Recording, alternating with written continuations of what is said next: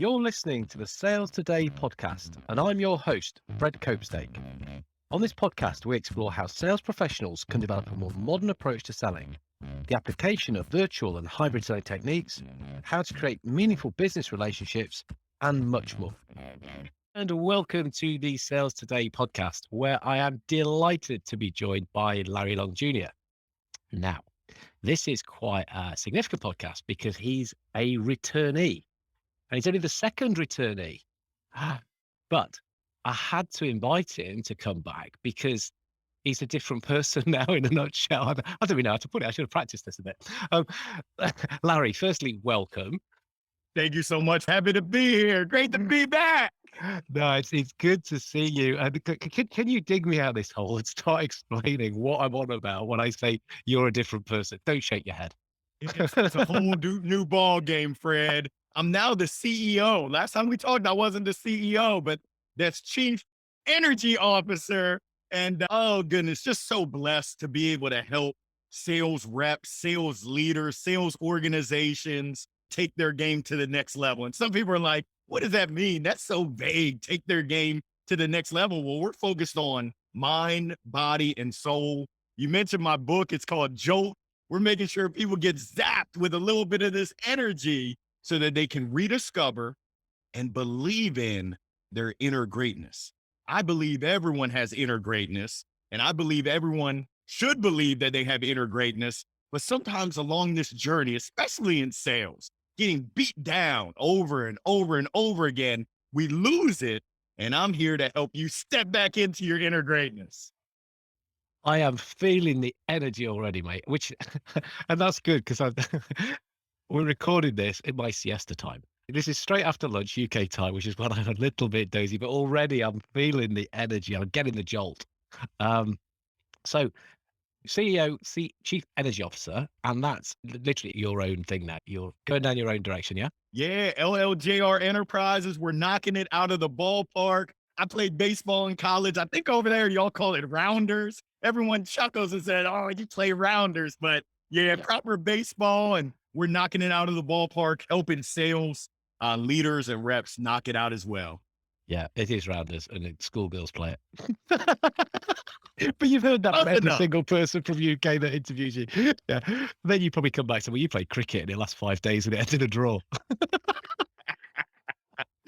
So LLJR Enterprises and Jolt. So Jolt is, it's just out, isn't it? It just got released. Today is my 1 week anniversary. We just went over the century mark in sales. I'm just privileged that one person bought it, but to have over 100 people buy it now, I'm just honored. And as you can see from my shirt, I'm telling my story. Yeah. I'm sharing some inspiration. And the genesis of the book is my midday motivational minute. I just hit episode number 109. Every Wednesday at 12 o'clock noon Eastern time, I do a midday motivational minute. I started early in the pandemic. In my book, I just took my most meaningful 7 topics, 7 themes, and I put what I normally say into written form, which I never would have imagined I'd be an author. And all my English teachers would say, no way, Jose. There's no way this guy wrote a book. Oh, that must be a sweet feeling, yeah. Did you ever see the teachers though? Weren't you out playing baseball all the time anyway? No. Oh, you got me. We know these things. We read the story behind it. No, but it's very cool. And I speak from experience, capturing your thoughts, capturing your ideas, but starting to crystallize and then putting them into that format where you can get your ideas out better, faster. I mean, you can get ideas out fast anyway, I know. But what are these 7 main topics then? What are the bits that you've chapter number 1, what story are you telling yourself and believing? And I'll be honest with you, Fred, writing the book was therapy for me because I work with a coach. And my coach said, Larry, you're so uplifting. You're so positive when it comes to everyone else. But when you start talking about yourself, Houston, we have a problem. She said, you're so negative with yourself. That story you're telling yourself isn't optimistic. It's not uplifting. You're holding yourself back. Chapter 2, motivation. Where does yours come from? Everyone's got different motivations. As Simon Sinek says, a different why What is yours and what's driving you? Number 3, the baseball theme, strikeouts. They're a part of life. I just did a session for 115 enterprise sales reps at Microsoft, and we talked about the strikeout dynasty. Strikeouts aren't necessarily a bad thing. I'm not saying it's good to strike out, but you learn. And oftentimes we think that we have to be perfect. We look at failure as terrible. Well, it's only a failure if you quit. It's a learning if you keep going, if you learn from it and you apply those learnings. Chapter number 4, you are what you eat. You are what you consume. That would make me a fried chicken. Come on now, Fred. I love fried chicken, but I'm talking about what books, what podcasts, what people do you surround yourself with? Number 5, what's your definition of sales and how can you make it work for you? So many times people have, even sales professionals, they have a warped perspective of sales being bad. I have a keynote called Sales is Not a 4-Letter Word. It might make you say some 4-letter words, but sales inherently is good, helping people. Chapter number 6, back to basics. And I'm talking about just the very basic fundamentals, saying please, saying thank you, treating people with respect. If you can master the basics, you're going to have so much success. It'll put you ahead of 92%. And that's not scientific, but it sounded good. That'll put you ahead of the game if you can master those basics. Chapter number 7, this is so meaningful. Lessons from my dad. I lost my dad 5.5 years ago. There were so many lessons that he taught me. Now I have the opportunity to share those lessons. And he was a track guy. So he passed the baton to me. And now I'm hopefully passing the baton on to anyone and everybody that needs to hear it right now. So that's where we're at. 7 chapters, and I'm really pouring my heart out into it. Oh, that is superb. All of those chapters sound brilliant. So, right, I believe in baseball you call it a curveball, don't you? Which is something that's a bit tricky to deal with. So here goes, curveball question. Which is your favorite chapter? Oh, goodness gracious. Yes, sir. That's a tough one, but an easy one. Chapter 7, Lessons from My Dad, is so meaningful. And whenever I reread it, tears. I was blessed to have my father in my life for 30 plus years, but losing him it was tough. That was my number one supporter. That's who I learned from, just from example. My dad grew up in Baltimore City, the projects here in the States, and he was the only one from his family to graduate high school. And track and field, he was a long jumper, triple jumper. Even though he was small, he was 5'8", and that's rounded up. His nickname was Shorty Long, but I just learned so much from him, and I still use those learnings today. He was the most optimistic, most positive person I've ever met, and I'm just blessed that passed along to me because there's so much stuff that's going on in this world right now, so much bad news. And it is what it is. I'm not going to sugarcoat it. However, tough people are greater than tough times. We have the power to look for the positives. And oftentimes we're so focused on the bad stuff that we miss out on the good stuff, the positive stuff that's going on. And we miss out on the opportunity for us to provide that positive. So that's why I'm here. Chapter number 7, that's definitely my favorite chapter. I love them all. It's kind of like kids. Like, I have a favorite kid. I do in terms of my book. Not for my kids. They're sleeping behind me. Oh, no, that's brilliant. As you were doing, I think I'm going to ask you this question. As soon as you said chapter 7, I thought, actually, I think I know the answer already. So tell you what I want to do. I want to go through each chapter and kind of pull another lesson, go a little bit deeper into each of those if we can. And well, let's carry on with chapter 7. You know, you've talked about looking for positives, and you've talked about there's a lot of negativity around, there's a lot of bad stuff. Do you avoid the news? Do you try and blank it out that way, or do you use another strategy to look for that positive? Give us a little I tip there. limit the news. So we just recently had a killing of school children here in the States. There was a killing in Buffalo of people of color. I don't want to be blind to what's happening in the world around me. There's a war going on in the Ukraine. However, I don't want to, and this goes back to chapter number 4, you are what you consume. If that's all you're consuming day in and day out all day, your view, your perspective is going to be weighted by what you're seeing. So I want to know what's going on. However, I don't want to be immersed in all of the bad news. So I try to balance it out and really make it unbalanced with the good things that are happening because there's so many good stories. There's so many great stories that are happening in my household. My kids just wrapped up school, that are happening in my community, on my street, in my neighborhood, in my town, in the nation, in the world. But it's one of those things where what you focus on is really what you're going to get. So if you focus on, oh, this is terrible. And I learned that from my father, was so positive, so optimistic. When he was running track, he was a long jumper. And I'll never forget, before he would start his run up, he would start talking to himself. He pumping himself up. So it's one of those things. I think it's Henry Ford who says, whether you believe you can, and that's the remix. I think he says, whether you think you can or think you can't, you're right. I think that there's a lot of positive. I know there's a lot of positive, and I'm proactive. I'm intentional with seeking that. So that's chapter 7, learning that from my dad. I also learned the importance of faith, of family, of friends, of fun. Fashion, that didn't, I mean, I'm wearing a t-shirt. That didn't get passed down to me.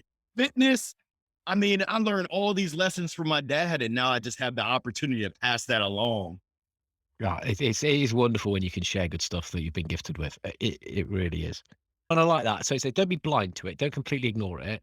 Yeah. Which is kind of ignorant, isn't it? We need to know this stuff's going on, but don't get drawn in. And people, they kind of get sucked into this stuff, and they get. I see people, and they must make themselves a right mess because they get so wound up by it. You know. Right. Cool.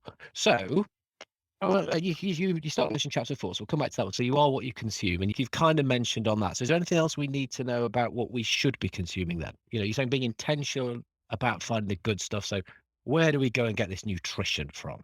Well, I encourage people to be, once again, intentional. And when you're intentional and you actually put thought into it, I had a conversation with a former colleague of mine about sometimes you have to weed out those bad apples. And sometimes they're in your family. Sometimes they're your closest friends that are holding you back. And I encourage people to do an audit. I think Jim Rohn says you are the average of the 5 people you spend the most time with. Look to your left, look to your other left, your right, and see, who am I spending time with? Who's having an influence on me? And is it positive or is it negative? And if you're honest with yourself, you'll know. And I hate to skip to chapter 1, but it really starts with you. Are you positive to yourself? And then are you surrounding yourself with other positive influences, either in person? It could be virtual. It could be via video. I don't know if y'all watch a lot of YouTube, but I go down the YouTube rabbit hole. I'm watching Tony Robbins, then I'm watching Eric Thomas, then I'm watching Jim Rohn, then I'm watching Denzel Washington. Then it will take me over to David Goggins, whose book I got right here. What are you consuming on a daily basis, and who are you consuming it with? Sometimes we just go through life just coasting, and we think that our environment is fixed. No, we can control who we surround ourselves with to some extent. And if you're intentional, I strongly encourage you, find some mentors, find many mentors. I work with a coach. She's been a game changer in my business life, but also my personal life. It's that intentionality. It's that commitment. It's that accountability, the discipline. It's all the very basics that we know, but oftentimes we don't do. There's that disconnect between we know what we should be doing, but doing it is so tough. Yeah, no, totally. Yeah, that environment, and again, you know, from your sports background, the environment you operate in, it does make a big difference, doesn't it? It makes a big difference. Huge. Okay, so you mentioned chapter 1, so let's go stay in there a little bit because that's that. What you said is storytelling. We know storytelling. We could just talk just about storytelling, but when you said about storytelling and what you believe, the storytelling you tell yourself and whether you believe it. Right. So what can we do to kind of reinforce beliefs or to get that belief that we need? I mean, I know you're touching on these, but I just want to kind of get deeper and deeper in all of them. So I don't want to read the book, basically. I just want you to tell me all. No, chapter 1 was therapy for me because Yeah. I'm challenged with this today. My expectations are so high, and oftentimes I talk more trash to myself than I would ever talk to anyone else or let them talk to me. Hmm. You control that narrative of the thoughts and what you say to yourself. You control it. It is what it is. For me, I felt helpless when really I'm in control. And I said, hey, I got high expectations. My coach shared with me, everyone has high expectations, but you've got to give yourself grace. You've got to be kind to yourself. You've got to encourage yourself, just like you encourage everyone else in my instance. She said, it's no different for You give grace to everyone else. You look for the positives in everyone else. When you turn that person in the mirror, wah, wah, up. So it's very important for a lot of us. I can't say everyone, but a lot of us have that FUD, that fear, uncertainty, and doubt. I'm not smart enough. When I was writing my book, I kept speaking, I'm not good at writing. And your words are so powerful. If you say that you're not good at writing, then you won't be good at writing. Now, my narrative now is up until now, I've been challenged writing, but I'm working on it. I've got a team around me that's assisting me. So essentially, it's you controlling that narrative and not letting that narrative, that false narrative, that fake news narrative control you, because your thoughts turn into your words, turn into your actions. And a lot of times when you think, I'm not good enough, well, guess what? You're not good enough. And even if you say that you are good enough, it takes work. You still got to put in the work behind it. But it starts with that narrative. It starts with that story that you're telling yourself. Yeah, no, agreed 100%. There's a guy called Daniel Priestley that I've got a lot of time for, and he says, "Well, you're always pitching, number one, and you get what you pitch for." Right. So if you're pitching to yourself that you're tired, that you don't know how to do something, that you're a failure, that you're an imposter, blah, blah, blah. Guess what? You just sold yourself that story. Yeah. Well done, you. So yeah, Oh, so true. start that properly, and then you can serve others better. So cool. The next thing that's caught my mind, oh, so much, so much. Strikeouts. You talked about strikeouts and what we can are part of life, and then you mentioned some other stuff around that. So I'm interested in that. I basically Hey, want to Fred. support you. If people are listening to this, whenever I mention baseball, he immediately goes and picks a bat up. I want to see if you could talk about baseball without the bat. No. I can't do it. Okay, make yourself comfortable. And it's a pink bat from one of the companies I worked at. And I got the matching shades and the Oh. matching mug. For those again listening, he's now put some flamingo sunglasses on. He's got a pink sparkling microphone. But hey, we're having fun. Oh, I'm not an expert in many things, Fred, but strikeouts I am. I've had so many strikeouts on the baseball field, in life, in business, in sales, which is okay. That's made me who I am. I've learned from it. And it's funny because my son just had a baseball game yesterday and he struck out. So we have this conversation all the time about it's okay as long as you learn from it. And as long as you take those learnings to your next at bat, the next time that you come up, the next situation, as long as you're able to keep that happy medium in sales, sometimes we're hot. Everything we touch, we're selling. Other times we're not, where it doesn't matter what's going on. Everything is going wrong. How do you keep that happy medium? When things are going great, how do you stay focused on your grind? That's when things are going great. That's when you really need to buckle down. When things aren't going well, how do you still believe in yourself? How do you still keep your chest up throughout those strikeouts? Failure, oftentimes we're taught failure is bad. In school, it's like you're a failure. Yeah. Well, guess what? Most successful people, I've yet to meet a successful person that hasn't failed at all in their life. If you're really doing something, you're going to have some setbacks. You're going to have unsuccessful attempts. And that's a good thing. That's learning. Now, when you do it over and over and over again, Houston, we have a problem. But failure and strikeouts, they're not bad things. They're a part of life. Yeah, so I guess there's some kind of link, isn't there? And again, I guess there's a baseball analogy in there that if you're not trying hard enough, you're likely to strike out. Okay, you're not really trying to keep your eye on the ball. Sometimes you try too hard, you're like overswing, you're going to get it. So again, that's your balance thing, isn't it? But if you're not trying hard enough, yeah, you know, And it's okay. It's okay to know that you're not going to be successful at everything. yeah.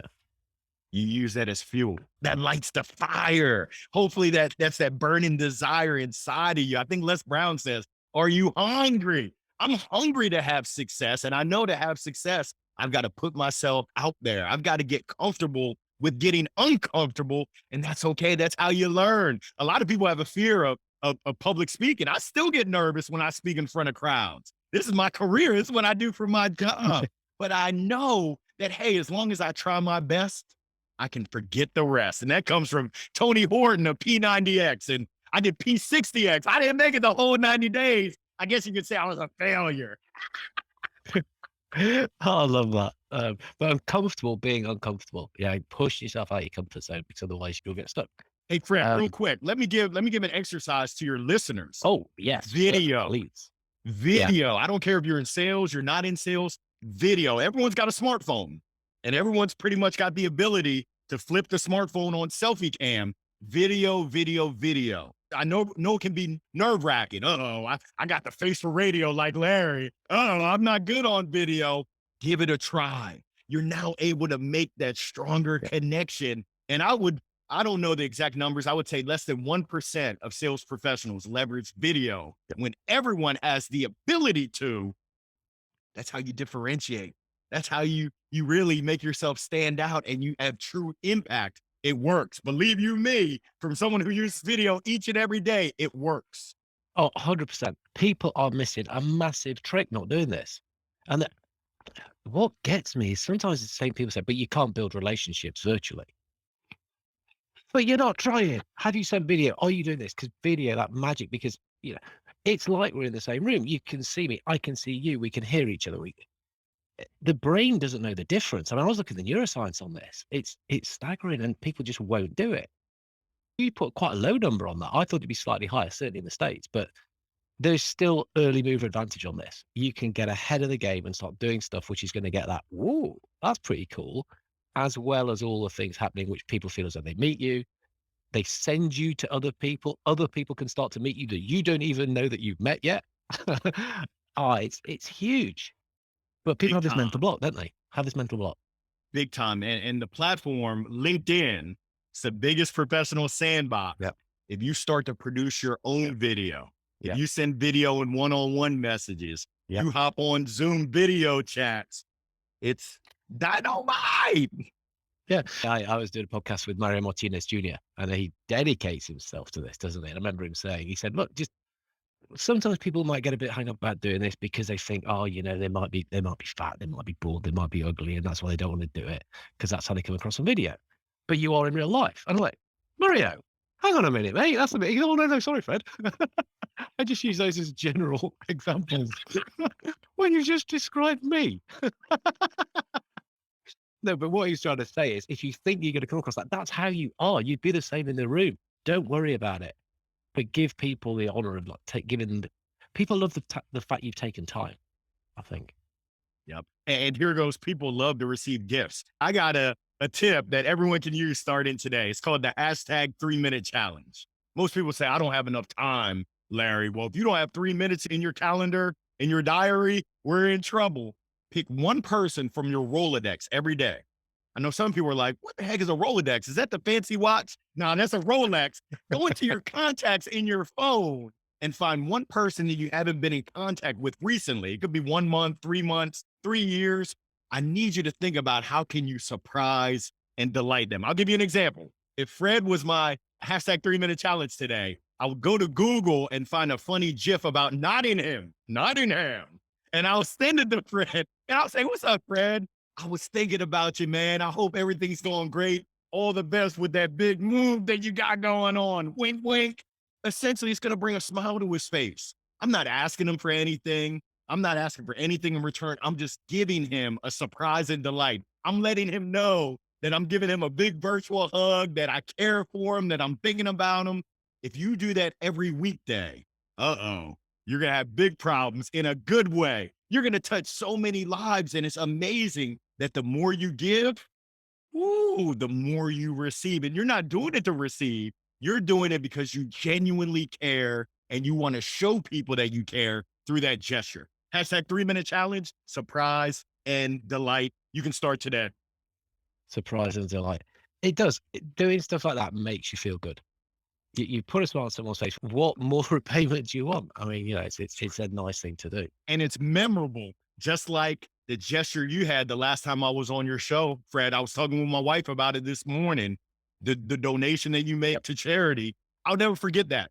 I'll never forget it. No one else has ever done that. It makes you stand out.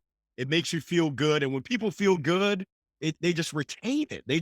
I'll never forget that, Fred. I still appreciate it. Brilliant. No, no, people haven't heard that. So I'm a member of B1G1, which is buy one, give one. It's a giving platform basically, where it makes it very, very easy to donate to good causes to give impact. And so I gave Larry the choice of, we're going to go off somewhere, we're going to work together, get our hands dirty. Are we going to Africa? Are we going to Asia? Are we going to Latin America? I'm pretty sure you picked Africa. Yeah. And I said, look, we can't go. It was lockdown anyway, wasn't it? Um, Picked up. I said, right, what I'll do is I'll make a donation on your behalf. We'll buy. I think we bought some beehives for a guy to set up a Kenyan bee farmer, which is it's one of my favourites. That one. Same today, sir. Same deal. Truly appreciate it. And that's what makes you special. And that's what everyone can do that, but only the select few, only the special few actually do it. There's people out there right now. There's someone who's listening that's noodling on an idea. I call the ABCs. A is take action and find an accountability to help you. B, you got to believe. And then C, commitment. Are you committed? Do you have the courage and the confidence to take that step? I'm here to encourage you. I'm here to help you with your dreams. I said ABCs, but I got the D, the E, and then the F. Let's have some fun while we're doing it. That's what life is all about. Let's dream and dream big. Bring some energy. I'm here to encourage you, and let's have some fun. So, ABCs, love this, by the way. Love, action, belief, and courage. But you mentioned accountability. You mentioned it a couple of times. So I want your definition on accountability. What do you mean by that? How can we get that? How can we make that work for us? Because it is say-do ratio. If you say that you're going to do something and you do it, you're now 100%. If you say you're going to do something and you don't do it, that's now a say-do ratio. That ain't good. If you tell someone, I'm going to send you the proposal by 4:00 today, and 4:00 rolls around and you don't let them know, hey, I'm running behind. Houston, we have a problem. I can't count on you. You don't hold yourself accountable. Now, for me, I have a coach as a solopreneur. Actually, I've got 3 employees, me, myself, and I. Because I knew that I needed a coach to assist me along this journey. I know that I can't do it alone.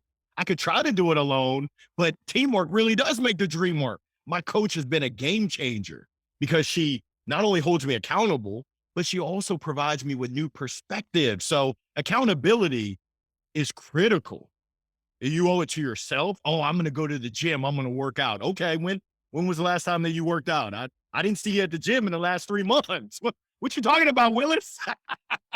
We talk a good game. I used to own a baseball academy. Every kid said, Coach Larry, I want to play varsity. I want to play in college.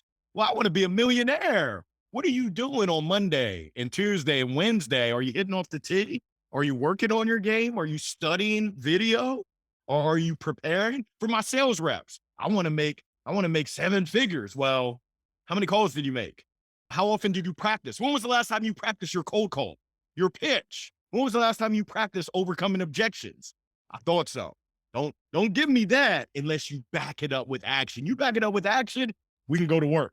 If you don't, ain't nobody got time for that.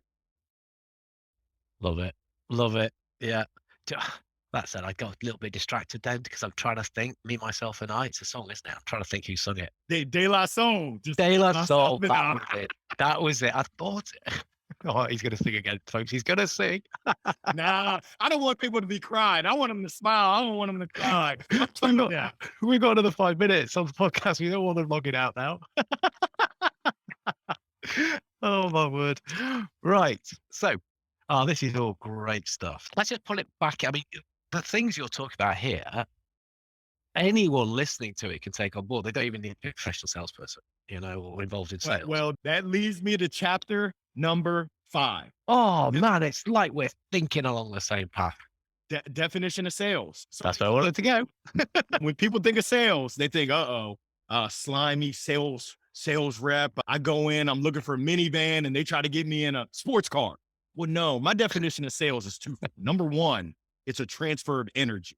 And you don't have to have, someone said that my energy is like the great philosopher, J.J. Walker from Good Time. Dynamite. You don't have to have dynamite energy, but you better have some sort of gumption, some sort of juice. And the juice better be loose. You better let that out because people can smell BS from a mile away. They can tell whether you believe in what you're selling. My second definition, this is gold. We're playing matchmaker. We're matching whatever we have. It could be a product, a service, a thought, an idea. Whatever we have, we're matching it with someone else's, their needs, their wants, their desires, their challenges, their hopes, their dreams, their aspirations. How do you get there? You got to ask questions. You got to care. And like I said before, people can tell whether you care about them or whether you got that commission breath. I don't care how many Tic Tacs you swallow, that commission breath, oh, it's funky. Do you care about them? Are you asking the questions and listening to what they're saying, listening to how they're saying it and the meaning behind it? Or are you just trying to slang whatever you got? I'm trying to slang some software. I'm trying to slang some widgets. No, if you're out to serve, if you're out to really add value and help people with what's important to them, that's now selling. So everyone who's listening, you're a sales professional, whether you know it or not. Actually, you might be a sales amateur if you're not doing it the right way. It starts with your care about others. If you're a me monster and all you care about is me, meaning you're in trouble. But if I think it's Bob Berg, I've got his book behind me. If you're a go-giver, if you're serving other people, like our teachers, if you're serving other people like our public servants are supposed to be, and you keep that as your focus, the world is your oyster. And the best sales professionals, from my experience, for those that have success continued, they keep other people at the core. And that's what drives them. Love it. Love it. Again, so much. That's why we guest on here, because it's so much on the same page as me and many others actually who believe in collaboration as the way to sell, not new word here, slanging stuff at folk. You don't want to be slanging stuff at folk with your commission breath. Love it. But the also things that matter. When you listed them, needs, okay, they're fairly logical, they're fairly practical. But then you talked about hopes, aspirations, their dreams, the desires. It's all emotional stuff, isn't it? All emotional stuff. Got to tap into that. You gotta ask the questions, Yeah. and you've got to really ask the questions like you care, not just ask the questions because it's on a checklist. Fred, I want to know where your dreams are. I want to know where do you want to go? Yeah. I want to know what you want your handicap to be and why. And then I can see whether there's a fit there. And if not, it's okay. I know a guy who knows a gal that can get you right. Now I'm serving you. Now I'm keeping you at the core, and I'm realizing, hey, there's not a match there right now for me. It's okay. You and I work together when the timing is right. Right now, I'm not able to meet those dreams and aspirations that you have, but at least I know, and now I can direct you in the right direction. I can serve you instead of serving my special interests, my pockets. Come on now. Yeah, we can do better than that. And actually, what goes around comes around, and that is what makes you successful. That's why you'll be referred on. That's why, well, you'll just be in a happier place, actually. You can sleep well at night. You can look at yourself in the mirror and be proud. And unfortunately, I talk to a lot of sales professionals that aren't proud to be sales professionals. I believe that our profession is one of the best professions out there, other than being a professional rounders player or a professional golfer. Nothing beats being a sales professional that serves people for a living. You can't beat it. You get paid to go and talk to people to try to make their life better. Hey, you don't want to do that. Dynamite. No, absolutely. No, we should be proud. It is a brilliant profession. It is brilliant. And look, we are better off for it that you're on our side, helping us to get better as well. I really do appreciate it, Larry. So where can people get the book first up? Yeah. Amazon. Jolt with an exclamation point, Larry Long Jr. You'll see me. I got the smile for a mile. Probably got one of my mics, either the gold or the platinum. My wife said, baby, that ain't platinum. That's pink. I said, I'm colorblind. It's pink. It's pink, mate. She's right. So we can get the book Jolt, Jolt, exclamation mark, on Amazon. And where do we get in touch with you? How can we get in? Oh, goodness. Find me on my website, Larry Long Jr. That's jr.com, as well as LinkedIn. You can find me on LinkedIn. I would love to connect, would love to engage, would love to serve you in any which way I possibly can. I love connecting with people. I love helping people, just a servant heart. I've been so fortunate and blessed. And first of all, Fred, I got to say thank you for your support, your encouragement along this journey. And we all have a journey. There's ups and downs, highs and lows, twists and turns. But when you have good people around you, it just makes the journey that much sweeter. Oh, well, likewise. I'll thank you back in exactly the same way. It's, we support each other and we have some fun doing it. So, That's right. no, I really do thank you for taking the time to come and speak to us. It's been great. Take care, mate. Thank you so much, Fred. Thank you for listening to Sales Today podcast with me, Fred Copestake. If you enjoyed this episode, please subscribe for more and leave a review. If you didn't like it, also leave a review. It's all about feedback and learning.